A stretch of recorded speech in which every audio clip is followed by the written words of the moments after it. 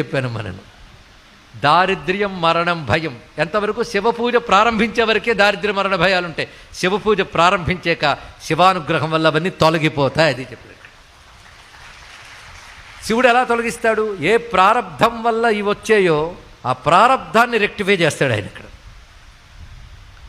అందుకే ఈయనకి బాగా అలవాటు చేసిందని చిన్నపిల్లవాడికి భగవత్ పూజ అలవాటు చేశాడు, మంత్రజపం అలవాటు చేశాడు, శుద్ధిగా సకాలంలో నిద్రలేవడం, మంచి అలవాట్లు ఇవన్నీ చేశాడు. అంటే నీ ప్రారంధంలో అకాల మృత్యు ఉన్న నీ ప్రవర్తన సక్రమంగా ఉంటే దాన్ని కూడా దాటవచ్చు. ఈ ఒక్క కథ ద్వారా ఎన్నో తెలుసుకోవాలండి. ఒక కథ ద్వారా ఋషులు ఎన్నో చెప్పదలుచుకున్నారు.